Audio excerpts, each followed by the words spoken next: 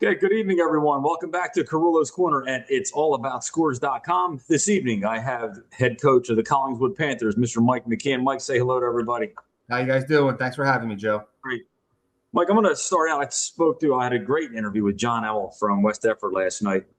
So we're going to start off with some what I like to call positive gossip. Tells me this is the best Collingswood team in the last 10 years. I wouldn't say that. I would say since we've had a good summer since I've been the head coach. This is probably the best summer that me and my staff has had and our kids have had. But I wouldn't say I've had some good. My first year team was pretty good. We made the playoffs and ran into a buzzsaw in Camden. I had when I was assistant coaches. Back 10, 11 years ago, we beat Camden. They were the 1 seed and we were the 8th seed in Camden. So we've had a good summer. But we should have. We only lost one starter on both sides of the football. So we've returned, 10 starters. We played a lot of young kids last year that hopefully, make that leap ahead of time coming into this year. And, we did something different with, we actually were with John and West Effort and our man Coach Lucas and RV and Cherry Hill West at a team camp where we were full blown contact for 2-3 days.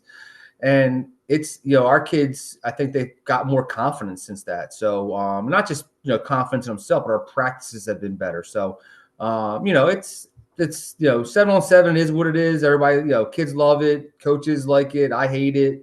Even though I played quarterback and, wide receiver in college, it's just as a head coach, it's not real football, So we got to be able to tackle and we got to be able to block.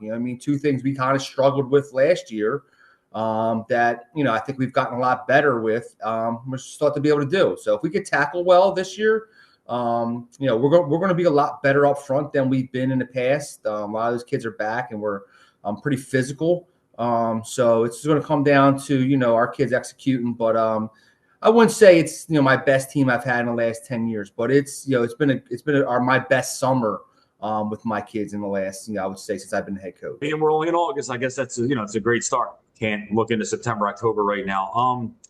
What is the realistic outlook for this year? Like, where would you put yourselves? What would a great season be this year for you guys? Well, it's everybody. I tell people all the time. We've gotten the brunt of kind of tough scheduling over the last couple cycles from the West Jersey Football League. You know what I mean? So, everybody, it's high school football is all about the schedule. Who you play, when you play them. You get on a bit of a run, you think you're better than you really are. I've coached teams in the past where we won the first 2-3 games, and those kids, started believing in themselves, and they weren't better than some of the teams I had that, we lost our first 4 games. Yeah, so you want to keep them motivated from week to week then. Scheduling is a big part of high school football, especially with kids. You know what I mean? Kids hang their head. It's just part of human nature.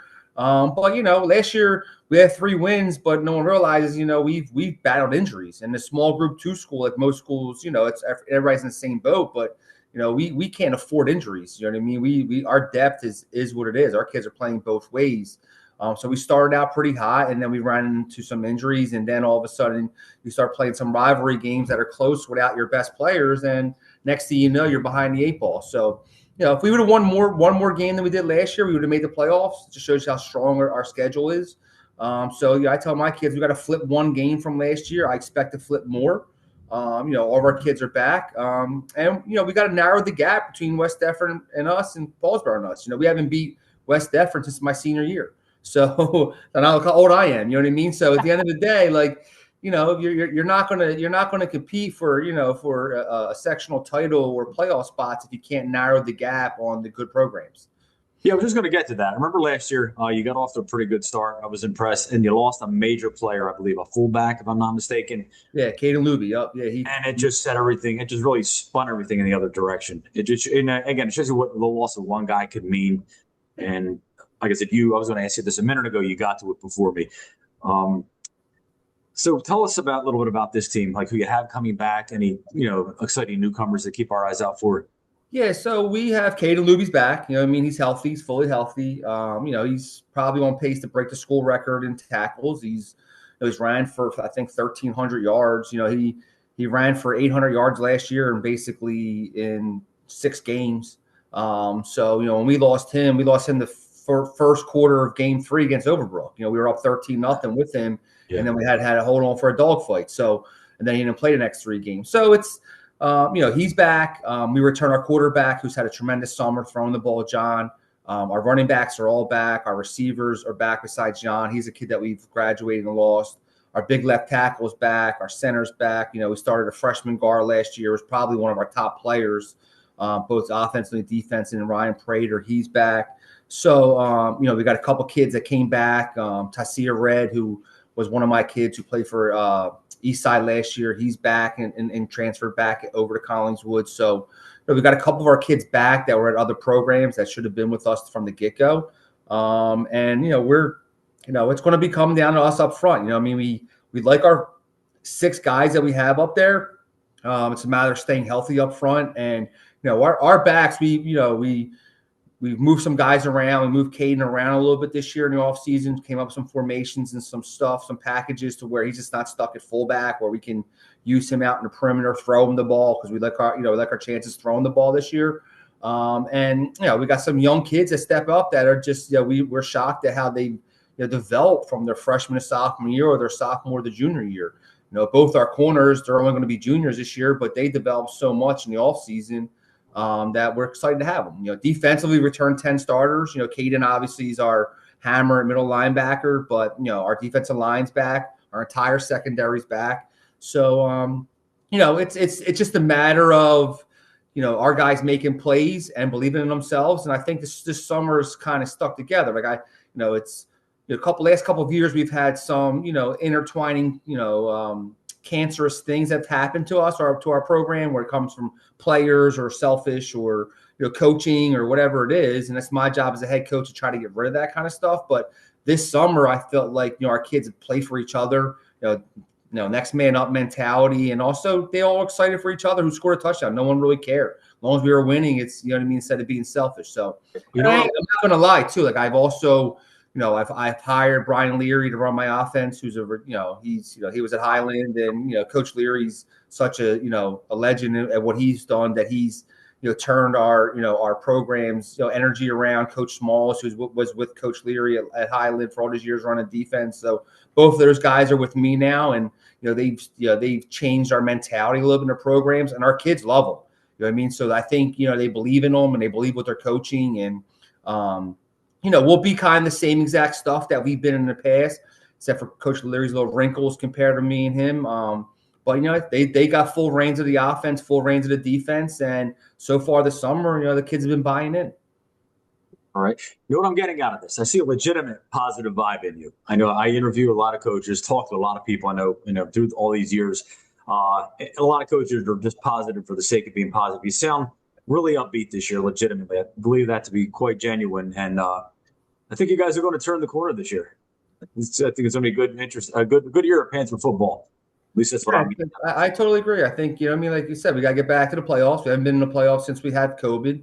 Since COVID's hit, you know what I mean? It's, we also lost our youth program. No one realizes besides the program, we haven't brought our youth program, hasn't been brought back since COVID. So it goes in, and it goes together. You need a youth program that be successful at a high school level consistently, which we were to 10 years prior, because we had a youth program being run. So youth program now, does it exist now as we speak? It doesn't. It doesn't exist. It's not just the school's fault. It's just we don't have facilities to put it. We used our high school field and our practice field when we ran the youth program for 11 years. They're just so beat up. We don't have anywhere to put the kids. So it's not at fault as the admin, or it's not the school or the district's fault. It's just the fact of the matter is we have nowhere to practice. We have a park that we can't use, and in Collingswood there's just limited space. You know what I mean? So we have the Oakland Cougars that are in the town, which I live in Oakland. But I don't really push my kids that way. I push my kids to Haddon Township or Belmar, where I know I'm going to be able to get my kids back. Yeah. Wow. And I wish you guys the best of luck with that moving forward. Going into another area real quick. I think this entire area owes you and John a huge thank you with this Battle of the Beach you guys have been running. Remember 4 years ago, you guys started it. Nobody knew what to make of it. Everyone's like, that's a pretty cool idea. And other people say it might not work, this, that, and the other. I think it's worked, and it has far surpassed anything we all can imagine. I mean, the teams you have out of state coming. They're not just from out of state. You have some powerhouses coming in. I think we all owe you guys a debt of gratitude on what a great job you've done. Anything on this year's Battle at the Beach that maybe we don't know about? You want to talk about for a minute? I think a lot of people don't, it's a lot goes into it. You know what I mean? It's an all year round thing that me and John and Coach Folsom have done. We got to thank Ocean City for being the host and, doing a great job, at least getting us one day this year. I know it's during their busy time. Yeah. We should be back at Ocean City for all 3 days next year. But, the first game, the first day this year at Battle Beach, you got 3 teams in the top 10 in the country coming to Ocean City in South Jersey.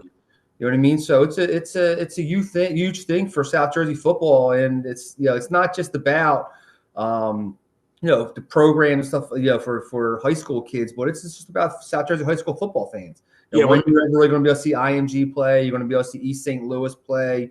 A couple of years ago, we had a team out from Pennsylvania, out by Pittsburgh, who were state champs. They came down and played Millville. You know what I mean? DeMatha Catholic came our first year down here. So, it just gives us a lot of high school football fans down here, a chance to see other kinds of football in states. You got IMG, who's, a powerhouse down in Florida. So, we have some big things planned for the future. And, the most underlining thing that people don't understand, and I wish, I think we donate a lot of money. You know what I mean? Like a lot of our money goes back to our kids. You know what I mean? We donate $60,000 to National Football Foundation, South Jersey chapter. Touchdown Club scholarships come out of from the Battle of the Beach.